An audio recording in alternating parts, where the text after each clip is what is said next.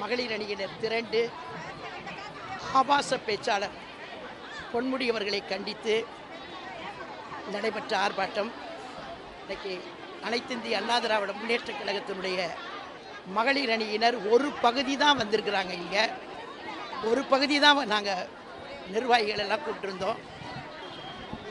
இதுவே இவ்வளோ பெரிய கூட்டம் நீங்கள் பார்த்தீங்க. பிரம்மாண்டமான மகளிர் அணியினர் திரண்டு எங்களுடைய எதிர்ப்பை தெரிவிச்சிருக்கிறோம். எங்களுடைய ஒரே நோக்கம் என்னென்னா, முதல்ல கட்சியினுடைய நலனை கருதி அவரை பதவியிலிருந்து எடுக்கிறோன்றது தான் மு.க. ஸ்டாலின் அவர்கள் அவர் அறிவித்த அறிவிப்பு, பதவியிலிருந்து எடுத்தது. ஆனால் மக்கள் நலன் கருதி, தாய்மார்களின் நலன் கருதி புண்பட்டு போன மகளிரின் நெஞ்சங்களிலே அவர்களெல்லாம் இன்றைக்கு வருத்தப்படக்கூடிய அளவுக்கு பேசிய பேச்சை கண்டிக்கிற விதத்திலே முதலமைச்சர் அவர்கள் பொன்முடி அவர்களை பதவியிலே இருந்து நீக்க வேண்டும். ரெண்டாவது, அவரை கைது செய்ய வேண்டும். சாதாரணமாக ஒரு பேச்சாளர் மேடையில் அருவருப்பாக பேசினாலேயே காவல்துறையினர் வழக்கு போடுவது என்பது வழக்கமாக வைத்திருக்கிறார்கள். அவர்கள் மீது வழக்கு போட்டு கைது செய்வது, அது முன்னுதாரணங்கள் நிறைய இருக்கு. உங்களுக்கே தெரியும், உங்கள் ஊடகத்தில் வந்த செய்திகளைத்தான் நாங்கள் சொல்லுகிறோம்.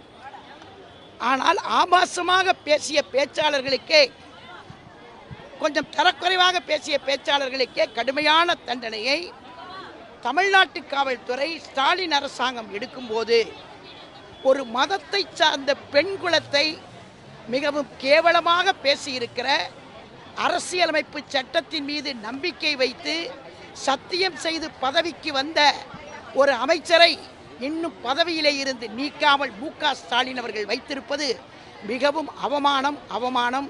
அது ஒரு சாபக்கேடு. இந்த ஆர்ப்பாட்டம் தொடர்ந்து நடக்க வேண்டும் என்று அண்ணன் எடப்பாடியாரிடத்திலே நாங்கள் கேட்க இருக்கிறோம்.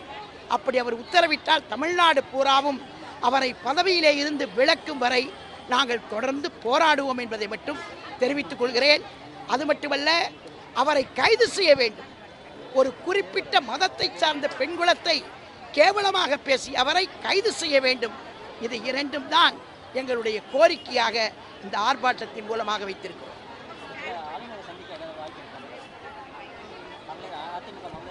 புரட்சி தமிழர் அண்ணன் எடப்பாடியாரின் ஆலோசனை பெற்றுத்தான் எந்த முடிவு.